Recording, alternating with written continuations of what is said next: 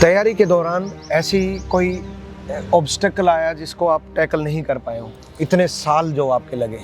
अब किसी इंसान को सब कुछ तो मत मानो, मान लो लेकिन सब कुछ मत मानो। सब कुछ मत मानो। कि ये गया तो नहीं, अब कुछ नहीं। सिलेक्शन लेने से पहले, सिलेक्शन लेने के बाद जी, लाइफस्टाइल में क्या डिफरेंस आता है? सारा अंतर है सर। क्या क्या? जैसे आपका सिलेक्शन भी हो और आपने सारे सब्जेक्ट पे इतनी पकड़ भी बनाई, जी तो सर। अब आप पढ़ा भी रहे हो यहाँ पर जी हिंदी, तो बच्चे को जब देख रहे हो आप, वो भी आपसे बच्चे जी। पढ़ रहे हैं, उनमें क्या मतलब कमी महसूस कर रहे हो कि क्या कमियां कर रहे हो पढ़ते वक्त? सर कमियां तो कैंपस की पढ़ाई में, जैसे आपने यहाँ पर देखा, जी। बाहर की पढ़ाई में क्या डिफरेंस है? सारा ही डिफरेंस है। सबसे पहला डिफरेंस सर 2021 में जैसे मैं फेल हो गया था, अच्छा उसके बाद कोई इंसान था मेरे साथ, वो उसका यूपीएसआई हो गया था अच्छा। और मैं किसी वजह से रह इंसान गया। था या कोई लड़की थी? लड़की थी सर। अभी हमारे साथ हैं योगेश विश्वकर्मा, जिनका यूपीएसआई में ऑल इंडिया रैंक 141 आया है। तो इनकी स्ट्रगल के बारे में, तैयारी कैसे की और किस तरीके से ये दरोगा बने, ये सारी जानकारी हम जानेंगे। और उसके अलावा भी तैयारी करते वक्त क्या क्या ऑब्स्टेकल आती हैं, ये सारी जानकारी आपको इस पॉडकास्ट में मिलेगी। तो स्वागत है योगेश, और बहुत बहुत बधाई हो आपको कि भी आपका ऑल इंडिया रैंक 141 आया, अब आपके कंधे पे स्टार लग गए, दरोगा बने। तो आपने जब तैयारी शुरू की, जी सर। उस वक्त सबसे पहला ऑब्स्टेकल क्या लगा? सर पहले तो मैं इसके लिए तो तैयारी कर ही नहीं रहा था। मैंने सबसे पहले सर एसएससी सीजीएल का सोचा, अच्छा ठीक है। और 2017 में सर मैं पहुंचा। तो सबसे पहली जो क्लास मैंने ली वो आप ही की ली थी, रीजनिंग की। पहला जो, हाँ, और उस दिन जो मेरे अंदर मोटिवेशन भरा सर, मैंने सोचा अब कर ले जाऊंगा। तो फिर बस धीरे धीरे ऐसे ही चलता रहा, फिर तैयारी करता रहा सर। प्री निकल गया 2017 में सीजीएल का। शुरू में पहले जी निकल गया, ठीक है। 1 साल की तैयारी करी, और 1 साल पहले ही मैंने शुरू करी थी तैयारी, मतलब 1 साल था कि सीजीएल होगा। Okay okay. और उसके बाद सर मेंस मैथ थोड़ा टफ लगा मुझे, उस लेवल की तैयारी नहीं थी, तो फेल कर गया सर। अच्छा ठीक है। और उसके बाद फादर की तबीयत थोड़ी ख़राब हो गई, और तो फिर मुझे घर जाना पड़ा, और वहीं पे जाके मैंने पढ़ाना शुरू करा। तो आपने पढ़ाना शुरू कर? जी। कौन सा सब्जेक्ट? यही मैथ, रीजनिंग, सारे सब्जेक्ट? हाँ लगभग सारे सब्जेक्ट सर। ओके, गांव में ही? जी। और वहाँ से मेरे पास बच्चे जुड़े, फिर यूपीएसआई 2021 आया सर। ठीक है। तो मैंने फार्म भरा उसका, और उसके बाद सर फाइनल, मतलब फाइनल आउट हो गया मैं। फाइनल? जी, फाइनल मेरा हो नहीं पाया। Okay okay. जी सर। फिर अब जा करके दरोगा बना? जी सर। तो देखो, लाइफ में ना कभी रुकना नहीं चाहिए। जैसे इनकी लाइफ में उतार चढ़ाव आए, तैयारी छोड़ दी थी, है ना, उसके बाद मैं सर्वाइवल के लिए पढ़ाना शुरू किया, बट रुके नहीं, आगे बढ़ते रहे, और फाइनली इनका सिलेक्शन हो गया। तो इस दौरान सबसे पहले मैं अपने सब्जेक्ट की जानकारी लूँगा कि रीजनिंग में जब आपने शुरुआत की, जब बहुत बच्चों का ये रहता है कि रीजनिंग में हमें आर भी नहीं पता, जी ठीक है, तो उस वक्त आपने किस तरीके से तैयारी शुरू की? सर रीजनिंग में जैसे आपने क्लास ली, ठीक है।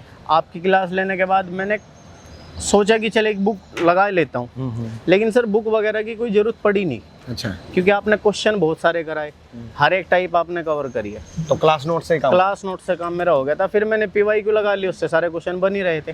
ओके। बस।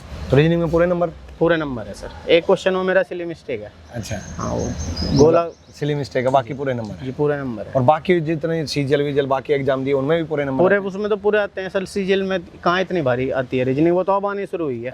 अब मैं तो केवल यूपीएसआई कर रहा था, तो मैंने सीजीएल तो छोड़ ही दिया था सर। ओके ओके जी।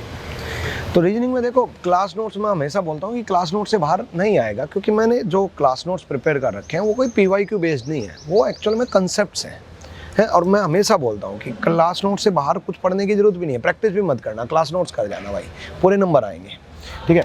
और मैथ्स आपने किन से पढ़ा? मैथ सर मैंने गगन प्रताप से किया है। तो आप कैंपस में रहते थे अभी, जी, है ना, और लास्ट टाइम में कैंपस में रहते थे, तो कैंप मतलब यहाँ पर ऑफलाइन भी कोचिंग होती है जी, लेकिन आपने गगन प्रताप सर? जी। क्या डिफरेंट लगा गगन प्रताप सर गगन प्रताप सर, लोग बोलते हैं कि थोड़ा वाइड है, लेकिन उससे बाहर फिर है भी तो नहीं ना सर कुछ, ये बात है। और जैसे उसके बाद मैंने कोई बुक थोड़ा ही ना लगाई है। ओके। उनसे पढ़ने के बाद पीवाईक्यू करें सारे, मतलब बहुत बड़े बड़े क्वेश्चन, अच्छे अच्छे क्वेश्चन, फिर उनके सामने जो पीवाईक्यू है बच्चे से क्वेश्चन लगते हैं, बस ऐसे उनसे पढ़ा, फिर पीवाईक्यू लगाए, हो गया, पूरे नंबर हैं बस मेरे सर मैथ में। आपकी बात बहुत मैथ में भी पूरे नंबर? पूरे में सर। क्या बात है। नहीं, हम कैंपस में ये खास ध्यान भी रखते हैं कि आप किसी भी टीचर के स्टूडेंट हो ना, कैंपस में ऐसा ज़रूरी नहीं है कि यहाँ पर जो ऑफलाइन पढ़ा रहे हैं या ऑनलाइन है उन्हीं से पढ़ो। कैंपस में आप किसी भी टीचर के स्टूडेंट हो, आप यहाँ रह करके तैयारी कर सकते हो। लेकिन यहाँ पर मैंने खुद देखा 400-500 बच्चों में मैक्सिमम बच्चा, मतलब ऐसा, चलो आज मैं जुड़ा हूँ गगन प्रताप सर से, लेकिन उससे पहले भी मैं देखता था कि मैक्सिमम बच्चा उन्हीं से ऑनलाइन क्लासेज लेता है। ऐसा डिफरेंट क्या है उनमें? मतलब अभी तो मैं जुड़ा हूँ तो मैं खुद भी जानूंगा, बट बच्चे के पॉइंट ऑफ व्यू से क्या डिफरेंट है? बच्चे के पॉइंट ऑफ व्यू सर एक बात है, जैसे मतलब उनसे पढ़ने के बाद एक तो वो थोड़ा बेसिक से कराते हैं पहले तो बात, ठीक है, और मतलब इतना करा देते हैं कि फिर उससे बाहर कुछ नहीं है, मतलब बहुत डेप्थ लेवल, बहुत डेप्थ लेवल में। और अगर उनसे पढ़ ले तो फिर बुक की जरूरत तो नहीं पड़ेगी, और जो बुक पढ़ रहा है तो बेवकूफ़ी है सर फिर। अच्छा, हाँ, ओके। उनके नोट्स में सब कुछ है लगभग, उनकी सीट जो है सफिशिएंट है वो। तो यूपीएससी में हिंदी बड़ा इंपॉर्टेंट रोल अदा जी करता सर। है। तो हिंदी आपने कैसे तैयारी?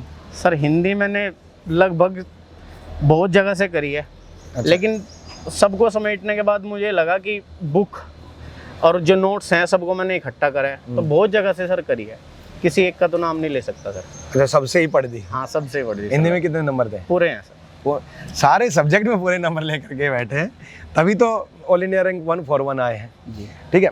तो हिंदी में ऐसा क्यों सोचा कि सारे टीचर सारे सब क्योंकि सर एक मतलब मुझे लगता है बुक्स पढ़े? कि जी, एक मुझे लगता है कि हिंदी एक ऐसा सब्जेक्ट है कि कोई टीचर कुछ ना कुछ छोड़ ही देता है सर। ओके। और ऐसा नहीं है कि चलो ग्रामर में सब कुछ करा दिया, फिर सब हिंदी की शब्दावली भी है जो पढ़नी होती है। तो इसी तरीके से मैंने अब अलग अलग टीचर अपनी शब्दावली की बुक निकालते हैं, लेकिन मुझे लगता है कि एक बुक पूरी करनी चाहिए। अच्छा, और कई बार करनी चाहिए। कई बार करनी? जी सर। तो नोट्स पढ़ने के बाद मैंने पहले क्वेश्चन उनके सारे लगाता था, और कई बार मैंने किताबों के क्वेश्चन लगाए। आप सीजीएल की लाइन में थे, उसमें इंग्लिश आती है, और फिर आप यूपीएससी की लाइन में चले गए, उसमें हिंदी आती है। स्विच करने का रीजन? सर स्विच करने का रीजन एक तो मुझे दरोगा ही बनना था। अच्छा, दरोगा ही बनना था जी। ओके। और हमारे घर वालों को भी यही था कि लड़का दरोगा ही बने। ओके। तो बस मैं ऐसे ही कोचिंग करने गया था कि चल सीजन निकालूंगा। तो आपने जब मोटिवेशन करा तो तब मुझे समझ आया कि हाँ, तो सीजीएल भी कर सकता है। ओके। लेकिन पहले माइंडसेट था कि दरोगा बनना है, तब जा करके सीजीएल। जी सर। ओके, फाइनली दरोगा ही बने। जी सर। ठीक है। और उसके अलावा जीके जीएस और ये सब? जीके जीएस सर मैंने उत्कर्ष क्लासेस से करी है। ठीक है जी, सारी जीके जीएस, और वहाँ से बाहर मुझे नहीं लगता कि कुछ आपको लगे। अच्छा। वो बहुत ही मतलब डेप्थ लेवल में, और ऐसे नहीं कि बोर्ड पे 2 पॉइंट लिख देने, वो बोल के भी पढ़ाते हैं। एनसीईआरटी की तरह बहुत अच्छा मतलब उनका वो है। मतलब एनसीईआरटी के अकॉर्डिंग डेप्थ लेवल पे गए? जी सर। बहुत बढ़िया। ठीक है। तैयारी के दौरान ऐसी कोई ऑब्स्टेकल आया जिसको आप टैकल नहीं कर पाए हो, इतने साल जो आपके लगे? सर ये है तो वैसे ये बात, लेकिन 2021 में जैसे मैं फेल हो गया था। अच्छा। उसके बाद कोई इंसान था मेरे साथ, वो उसका यूपीएससी हो गया था। अच्छा। और मैं किसी वजह से रह गया था या कोई लड़की थी? लड़की थी सर। अच्छा। तो उसके बाद मैं बहुत परेशानी से जूझ गया। ओके। हाँ, मतलब टेंशन। मतलब उनका यूपीएससी में ही हुआ? जी। मतलब वो दरोगा बन गई और उसको मैं, हाँ, आप रह गए? जी। तो आप लोगों का ब्रेकअप हो गया? जी सर। तो ये सिचुएशन बहुत बच्चों में आती है जी। और इस सिचुएशन से ओवरकम करने के लिए बहुत सारे बच्चे जानना भी चाहते हैं। तो आपने मतलब पहले तो फेस क्या किया और फिर ओवरकम कैसे किया? सर फेस तो ये था कि अब क्या करूं, कैसे इससे निकलूं। अब पढ़ाई करता हूं तो दिमाग में वही बात चल रही है सर। लेकिन मेरा तो मानना ये है कि चाहे रो के पढ़ो, चाहे हंस के पढ़ो, पढ़ लो। जो तुम्हारा ड्रीम है वो कर लो पूरा। तो अब तो आप भी दरोगा बन गए? जी सर। फिर अब कोई मैसेज हुई थी एक दिन बात की, कांग्रेचुलेशन। मैंने कहा ठीक है। जी सर। तो ऐसा नहीं है कि मतलब एक इंसान कामयाब हो जाए तो दूसरा नाकामयाब हो तो उसको छोड़ देना चाहिए, है ना। दूसरा भी कभी ना कभी कामयाब हो जाएगा, और ज़रूरी नहीं सिलेक्शन, किसी और फील्ड में कामयाब हो जाएगा, है ना। और मतलब जब कोई इंसान किसी को छोड़ता है, जो छोड़ता है ना उसको फ़र्क नहीं पड़ता, लेकिन दूसरा इंसान अंदर से ख़त्म हो जाता है। ठीक है। तो जैसे आपने भी फेस किया होगा कि, और आप बच्चों में भी, मतलब ऐसा नहीं है कि मतलब इस बात के ऊपर डिस्कशन नहीं करना चाहिए, आप बच्चों में भी कई बार ऐसा फेस आता होगा, लेकिन आप हमेशा एक बात याद रखना, आगे बढ़ते रहो और मेहनत करते रहो। आगे बढ़ना पड़ेगा सर, और इससे अलग है ही क्या स्टूडेंट के पास। बिल्कुल अब कुछ है कि लाइफ खराब कर लेंगे, और क्या कर लेंगे, तुम अपनी कर रहे हो, अपने माँ बाप की कर रहे हो। इससे बढ़िया है कि तुम बढ़ो, जैसे तैसे करके सब ठीक हो जाता है सर टाइम के बाद। अच्छा, एक टाइम के बाद ये चीज़ ऐसे लगती है, हंसी आती है उस पर फिर कि बचपना था वो। जी। नहीं, ये तो है कि मतलब उस टाइम पर हमें ये लगता है कि यार पता नहीं इस सिचुएशन से बाहर कैसे निकले। जी सर, लेकिन दो समय तीन- सब दो- कुछ सिखा देता है। सब सिखा देता है। 2-3 साल बाद ऐसा लगता है कि यार ये तो बचपना कर जी रहे सर। थे। ठीक है, कोई बात नहीं, उनका भी सिलेक्शन हो गया, सिलेक्शन के बाद छोड़ दिया। वो छोड़ना था तो पहले छोड़ दे, सिलेक्शन के बाद छोड़ा तो मतलब ये लगा लो कि आप बेरोजगार हो गए। बिल्कुल सर। तो मतलब नहीं, उसने मेरे मुंह पे कह के छोड़ा है कि अगर तेरी नौकरी होती तो कुछ सोचती। अच्छा, हाँ, नौकरी होती तो सोचती। नहीं, ये तो है, लड़कों का दर्द, मतलब लड़कों की औकात जो है उसकी कामयाबी पर डिपेंड करती है ना। ये समाज ने ऐसा बना रखा है। बिल्कुल सर। ठीक है, लेकिन ऐसा नहीं है कि भी मेहनत करेंगे तो सिलेक्शन होगा ही होगा, नहीं भी होगा तो किसी और फील्ड में कामयाब होंगे, जैसे आपने पढ़ाना शुरू किया। ठीक है, और उसके अलावा जैसे आप कैंपस में रह रहे हो जी। तो एक बच्चा घर पे पढ़ाई कर रहा है। जी सर। ठीक है, आप यहाँ पर रीजनिंग आपने कंप्लीट मेरे से किया, यहाँ पर आपने ऑनलाइन, अब तो मैं सर यहाँ हिंदी पढ़ा रहा हूँ। अब आप हिंदी पढ़ा भी रहे हो, बिल्कुल, है ना। और बड़ा अच्छा फीडबैक है मतलब बच्चों का आपके प्रति, जितने भी बच्चे हैं वो आपसे जब हिंदी पढ़ रहे हैं ना तो बहुत अच्छा फीडबैक है, क्योंकि आपने हिंदी में बड़े डेप्थ लेवल पे काम भी किया है। जी सर। तो कैंपस की पढ़ाई में जैसे आपने यहाँ पर देखा हो, बाहर की पढ़ाई में क्या डिफरेंस है? सारा ही डिफरेंस है। सबसे पहला डिफरेंस सर, बच्चा टाइम से कुछ नहीं कर पाता घर, कभी ये काम कभी वो काम। यहाँ एक प्रॉपर शेड्यूल है, इस टाइम से इस टाइम तक आपको पढ़ना है, इस टाइम से इस टाइम क्लास है, इस टाइम से इस टाइम लाइब्रेरी है, इस टाइम से इस टाइम खाना मिलेगा, और सुबह वार्डन उठाने आ जाता है। सबसे बड़ी बात ये है कि उठना सोना, इस टाइम ये करना है, इस टाइम वो करना है, और बाहरी कोई समस्या है नहीं। बिल्कुल बिल्कुल। तो ये सबसे बड़ी तो यही बात है सर। ओके, रेगुलरिटी और कंसिस्टेंसी बन जाती है। रेगुलरिटी बन जाती है, कंसिस्टेंसी बन जाती है सर यहाँ। तो ये तो बच्चा घर पे भी कर लेगा? होता नहीं सर, नहीं होता। नहीं होता। अच्छा, तो फिर यहाँ कंपल्सन के तौर पे पढ़ाई होगी जी, कि करना ही करना है, करना ही करना है। जी सर।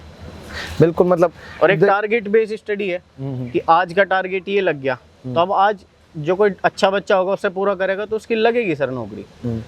जैसे आपका सिलेक्शन भी हो और आपने मतलब इतना एक सारे सब्जेक्ट पे इतनी पकड़ भी बनाई, जी सर। तो अब आप पढ़ा भी रहे हो यहाँ पर हिंदी, तो बच्चे को जब देख रहे हो आप 30-40 जो भी आपसे बच्चे पढ़ रहे हैं, उनमें क्या मतलब कमी महसूस कर रहे हो कि क्या कमियां कर रहे हो पढ़ते वक्त? सर कमियां तो मुझे लगता है यहाँ तक कि वो प्रॉपर पढ़ते हैं, नोट्स नहीं बनाते। ठीक है, अपने नोट्स होने चाहिए। बच्चा क्या करता है कि मुझे कहीं से पीडीएफ मिल जाए, ओके, वो सबसे बड़ी समस्या है। ठीक है, तुम टाइम बचाओ, लेकिन जो टीचर पढ़ा रहा है उसके तो नोट्स बना लो। और फिर नोट्स होने जी, और क्वेश्चन नहीं लगाते सर, प्रैक्टिस नहीं करते। और प्रैक्टिस के लिए हिंदी की बुक है, राजपाल सिंह है, उससे बाहर कुछ भी नहीं है। ओके, वो पढ़ लो। ठीक है, जी सर। मतलब खुद के नोट्स बनाओ और प्रैक्टिस करो सर, और कुछ नहीं है। और कुछ नहीं। हाँ, और जो बच्चा साहित्य से डरता है उसमें ज़्यादा डरने की बात नहीं है। कुछ यही 2-4 चीज़ें हैं, साहित्य अकादमी पुरस्कार हुआ, ज्ञानपीठ हुआ, यहीं से क्वेश्चन आना है। जी सर, बिल्कुल। और देखो कैंपस में एक काम और भी कर रखा है, कैंपस में बेसिक बच्चा है उसको अलग ग्रुप बना रखा है, थोड़ा मीडिएटर है उसका अलग ग्रुप बना रखा है, और थोड़ा एडवांस लेवल का है उसके लिए सिर्फ और सिर्फ सेल्फ स्टडी और प्रैक्टिस के ऊपर फोकस कर रखा है जी, कि भाई वो प्रैक्टिस करें, मैक्सिमम इस माहौल में रहे, है ना। और यहीं से जैसे इन्होंने सिलेक्शन लिया और यहीं पढ़ा भी रहे हैं, ऐसे बहुत सारे बच्चे हैं जो ऑलरेडी मतलब सेलेक्टेड हैं। AAO जो सुमित सर हैं, यहीं से सिलेक्शन लेकर के सैटरडे संडे आते हैं जी। ऐसे बहुत सारे सेलेक्टेड कैंडिडेट हैं जो सिलेक्शन लेकर के सैटरडे संडे यहाँ आते हैं, एंड ऑल इंडिया 59 रैंक है। कल जो लड़का आया था MCD में सिलेक्शन है उसका, उसके तो 3री रैंक है सर, 3री रैंक, हाँ है। तो वो लड़का पहला बैच का पहला स्टूडेंट था और आज तक जुड़ा हुआ है। और आप जैसे बच्चे यहीं से ग्रो करके, यहीं से सिलेक्शन लेकर के यहीं पढ़ाओ और यहीं और बच्चों को भी बनाओ, ये सबसे अच्छा मेरे को यही लगता है कि यहाँ से सिलेक्शन भी लेंगे और यहाँ से और बच्चों को भी बनाएंगे। खुद का भविष्य तो बनाए, और 30-40 दरोगा अगर आपने यहाँ से निकाल दिए तो बड़ी बात हो जाएगी, बड़ी बात, और दूसरों का भी भविष्य बना दिया, है ना। और उसके अलावा आपके मम्मी पापा क्या करते हैं? मम्मी सर हाउसवाइफ है। अच्छा। और फादर का अपना बिजनेस सर फर्नीचर का सर। फर्नीचर का जी, मतलब एक मिडिल क्लास फैमिली से? जी सर। गांव से बिलोंग? गांव छपरोली, बागपत जिले में छपरोली का एक कस्बा पड़ता है सर, वहाँ से मैं हूँ। अच्छा। हाँ सर, मेरे घर वालों ने सर मुझे बहुत सपोर्ट किया, वे ना होते तो शायद मैं भी ना होता। मेरा एक बड़ा भाई है, एक छोटा भाई है, ओके। उन्होंने भी मुझे बहुत सपोर्ट किया है सर। जी। तो आज तो पूरे गांव को प्राउड फील हो रहा होगा। बिल्कुल सर, मेरे गांव में मेरा अकेले का आया है सर नंबर। जहाँ से भी निकलता हूँ ऐसा बहुत अलग ही फीलिंग आती है। अच्छा, मतलब पूरे गांव में अकेले जी सर। आपका ही सिलेक्शन हुआ है? गांव के आसपास भी कई गांव। अच्छा, आसपास के कई गांव। जी सर। तो अलग लेवल की इज्जत महसूस हो रही बिल्कुल होगी। सर, और खुशी भी। खुशी भी। हाँ, मेरे घर वालों को भी, मुझे भी, सबको सर। जी। सिलेक्शन लेने से पहले, सिलेक्शन लेने के बाद जी, लाइफस्टाइल में क्या डिफरेंस आता है? सारा अंतर है सर। क्या क्या? पहले तो यही अंतर हुआ कि जैसे नज़रिया बदल जाता है लोगों का। अच्छा। पहले नज़रिया ये कि क्या ही है, और उसके बाद अलग ही इज्जत देना शुरू कि बहुत कुछ है। बहुत कुछ है, ये तो समझ आता है सर। जो बात नहीं करना चाहता वो बात करना चाहता है। ओके। ये सबसे बड़ा अंतर है। और तो सब यही है सर बस। और मतलब दरोगा बनने के बाद वैसे भी मैं बोलता हूँ कि यूपी का दरोगा दिल्ली के इंस्पेक्टर से बढ़ कर के है। ठीक है, तो अगर आप डेडिकेशंस के साथ लगे रहोगे, ठीक है, तो सिलेक्शन जरूर होगा। जैसे आपने शुरुआत पहले कदम रखा था 17 में जी, सिलेक्शन लिया 25 में जी। इतना ज़्यादा टाइम लगने का रीज़न क्या है? सर इतना ज़्यादा टाइम लगने का रीज़न ये है कि एक एग्ज़ाम फोकस नहीं किया उस टाइम। अच्छा। 2017 में मैंने सीजीएल दिया, ठीक है। मेंस फेल कर गया सर। ठीक है। उसके बाद मैं घर चला गया। वो मुझे लगता है कि मैं कर जाता सर्वाइव, दिल्ली में भी कर जाता, लेकिन स्थिति ऐसी आ गई कि मुझे जाना पड़ा। वो मिस्टेक हो। जी सर। और उस बीच अब मुझसे हिंदी आती नहीं थी, वैसे तो आते गए एग्जाम, जैसे यूपी पुलिस, दिल्ली पुलिस। अब सर मुझसे उस टाइम हिंदी आ नहीं रही थी, तो मुझे डर लगता था कि तू पढ़ाता तो है, तू फेल कर जाएगा इसमें, यूपी पुलिस नहीं निकलेगा तुझसे। और दिल्ली पुलिस वगैरह मैंने दिया नहीं कि दूंगा तो सीजीएल दूंगा। ओके। फिर सर 2019 के आसपास एक खबर सी चली कि दरोगा की भर्ती आएगी, तो तब मैंने हिंदी अलग अलग टीचरों से पढ़नी शुरू करी। तो इस दरोगा की भर्ती का अब देख लो सर, मैं कब से इंतजार कर रहा हूँ।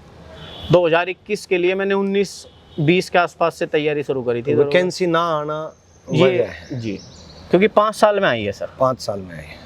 देखो, सरकार से भी गुजारिश है, बहुत बच्चे ऐसे हैं जो इस इंतजार में रहते हैं, है ना, चाहे कम ही वैकेंसी आए लेकिन हर साल आए। जी, दरोगा की तो वैकेंसी सर हर साल आनी चाहिए, हर साल 5 साल का हो गया है इनका। बिल्कुल बिल्कुल, क्योंकि बच्चा इतना वेट कर रहा होता है कि जैसे आज हम ये माने कि 8 साल में कामयाबी नहीं मिली, नहीं 8 साल में कामयाबी नहीं मिली, 5 साल में वैकेंसी आई। जी।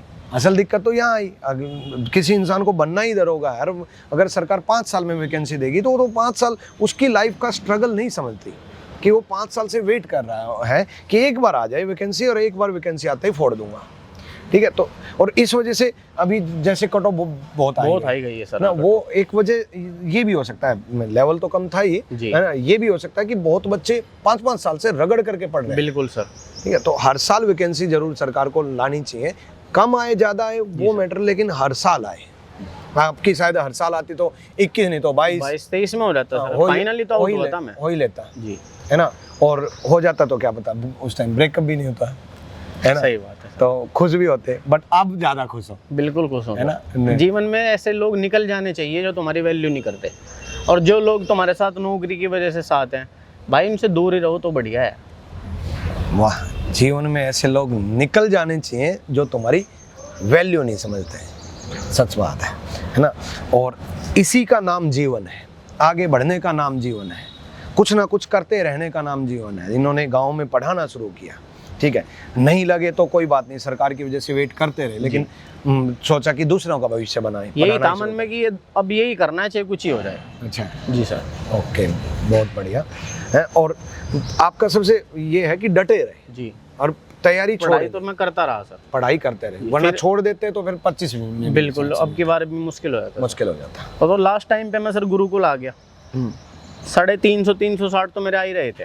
घर पे भी मैं लाइब्रेरी, क्योंकि मैं 2024 में बिल्कुल पढ़ाना छोड़ चुका था। अच्छा। मुझे था कि अब भर्ती आएगी तो क्या पता किसी कारण से मैं रह जाऊं, लेकिन मैंने सोचा कि नहीं, बस ये लास्ट है, और फिर मैंने पढ़ाना छोड़ा, फिर मैंने लाइब्रेरी ज्वाइन करी, तो 350-360 के आसपास आ रहे थे। लेकिन गुरुकुल में आने के बाद सर मेरे नंबर जो पहुँचे हैं 380-70, 370 तो मेरा यहाँ नॉर्मल जो एवरेज मार्क्स था वो रहता था वो रहता। गुरुकुल के टेस्ट ने मुझे बहुत हेल्प करी है। ओके। और घर पे जैसे लाइब्रेरी में आप पढ़ते थे, जी। वहाँ की पढ़ाई में और गुरुकुल की पढ़ाई में कितना अंतर आता था? वहाँ मैं पढ़ता था, मैं अब सर जैसे घर से लाइब्रेरी गए, छपरौली से बड़ौद में लाइब्रेरी जाता था, हाँ। 1 घंटा जाने का, 1 घंटा वापस आने का, तो सारे दिन तो मैं पढ़ लेता था, सुबह 7 से रात को 8, 9, 10 बजे तक। ठीक है। लेकिन आने के बाद में इतना थक जाता था बहुत ज़्यादा, अब आके सोना ही पड़ता था। गुरुकुल में आने के बाद ना कहीं जाने की दिक्कत, ना आने की दिक्कत, ना खाने की दिक्कत, सारी दिक्कत दूर हो गई सर। और कम से कम मैं 12-13 घंटे तो पढ़ ही लेता था यहाँ। और मतलब एक मेंटली प्रेशर नहीं बनता जी बिल्कुल, कि भाई मैं यहीं पे रहना, यहीं पे खाना है, एक ही जगह पे, ये कैंपस है, ऐसा है। मन भी इतना लगता है कि भाई यार मैं खुद ये दोस्त बन जाते हैं सर, दोस्त बन और जाते हैं। आपस में बात इधर उधर की नहीं करते, पढ़ाई की करते हैं, पढ़ाई की सबसे बड़ी बात ये है। सारे पढ़ने वाले दो, क्योंकि पढ़ने वाला बच्चा ही यहाँ टिक पाएगा। जी सर। और हम तो चाहते भी ऐसे ही हैं। सीजीएल के मैं तो 100 बच्चे ऐसे ढूंढ रहा हूँ जो मतलब हीरे की तरह मेहनती बच्चे हो, ठीक है। और वो अब की बार 100 के 100 सिलेक्शन लेकर के बिल्कुल लेंगे सर, है ना। तो मेंस की जितने भी अच्छे ब्रिलियंट बच्चे हैं, देखो जिनका लेवल कम है वो 27-28 टारगेट बनाओ, आपका भी हो जाएगा। और जिनका लेवल अच्छा है वो 26 का टारगेट बनाओ और मात्र 3-4 महीने यहाँ पर ले लो। लास्ट टाइम है, ढंग से एफर्ट्स मार दो, ठीक है। और अब की बार तो यूपीएसआई, जैसे योगी जी ने बोला है, तो यूपीएसआई यूपी कांस्टेबल भी आएगा, उम्मीद है कि आ जाए, बिल्कुल आएगा सर, है ना। तो बहुत बच्चे वेट में हैं, सरकार के भी आना भी चाहिए। जी सर। कईयों की ज़िंदगी बदलती है, कम वैकेंसी ज़्यादा वैकेंसी आए ना आए, लेकिन मतलब कम हो ज़्यादा हो उससे फ़र्क नहीं पड़ता, हर साल ज़रूर आना चाहिए। और आप इनसे ये सीखो कि जीवन में लगे रहना है, डटे रहना है। जीवन में उतार चढ़ाव आए, ठीक है। जैसे अब तो इतना खुल करके बता नहीं पाए, लेकिन बैकग्राउंड में बता रहे थे ब्रेकअप के बारे में। मतलब जो इंसान टूटता है अंदर से, जो फील करता है ना, वो इनकी मतलब बताने की टोन से ही समझ गया था कि यार उस टाइम पर इन्होंने क्या सिचुएशन हैंडल की होगी। लेकिन फिर भी माँ बाप को देखा, घर वालों को देखा और बिल्कुल सर, निकले। और नहीं अगर कुछ हो रहा था तो माँ बाप के पास क्या ही बचता क्या ही सर, बचता। उन्होंने जन्म दिया है, सबसे बड़ी तो बात ही है। मैं तो चाहता हूँ कि जिसकी नौकरी लगे अपने माँ बाप की सेवा जरूर करे सर, क्योंकि वही सब कुछ है। बिल्कुल। अब किसी इंसान को सब कुछ तो मत मानो, मान लो लेकिन सब कुछ मत मानो, सब कुछ मत मानो कि ये गया तो नहीं अब कुछ नहीं, अब कुछ ऐसा नहीं है भाई, उसके बाद भी जीवन है गुरुजी। बिल्कुल। और परिवार है, और अब तो आपकी ज़िंदगी बिल्कुल अलग है मतलब बिल्कुल अलग है ना। तो आप लोग भी मतलब इंस्पिरेशन लेकर के मेहनत करो, अच्छे से पढ़ाई करो। पढ़ाई नहीं हो रही तो कैंपस में आकर के शिफ्ट हो जाओ, यहाँ पर पढ़ाई हो जाएगी, ठीक है। और जिन टीचर से पढ़ रहे हो दबा करके बड़े ज़बरदस्त तरीके से पढ़ो, ठीक है। और जिस तरीके से इन्होंने फॉलो किया, उन्हीं टीचर को फॉलो करके 0 to हीरो बन जाओ, है ना। मैं रीजनिंग में गारंटी ले रहा हूँ भाई, जिस भी एग्जाम की तैयारी कर रहे हो पूरे नंबर आ जाएंगे, ठीक है। बाकी गगन प्रताप सर तो खुद ही ये बोल रहे हैं कि भी 0 to हीरो, वास्तव में इतना डेप्थ लेवल पढ़ा रखा है, ठीक है। बढ़िया से मेहनत करो, ऑल द बेस्ट। और आपको भी बहुत बहुत बधाई, जीवन में हमेशा खुश रहो, बहुत आगे बढ़ो, ठीक है।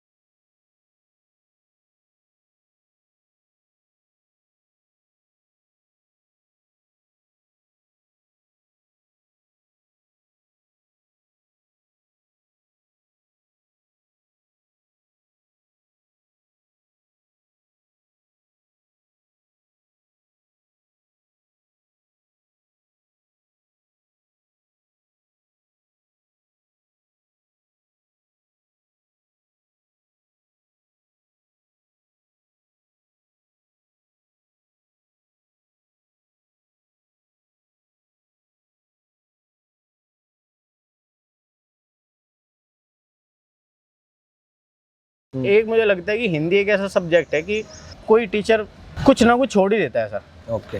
और ऐसा नहीं है कि चलो ग्रामर में सब कुछ करा दिया, फिर सब हिंदी की शब्दावली भी है जो पढ़नी होती है। जीवन में ऐसे लोग निकल जाने चाहिए जो तुम्हारी वैल्यू नहीं करते, और जो लोग तुम्हारे साथ नौकरी की वजह से साथ हैं, भाई इनसे दूर ही रहो तो बढ़िया है।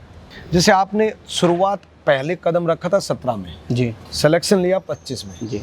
इतना ज़्यादा टाइम लगने का रीज़न क्या है? घर वालों ने सर मुझे बहुत सपोर्ट किया, वे ना होते तो शायद मैं भी ना होता। करने के लिए बहुत सारे बच्चे जानना भी चाहते हैं, तो आपने मतलब पहले तो फेस क्या किया और फिर ओवरकम कैसे किया? सर फेज तो ये था कि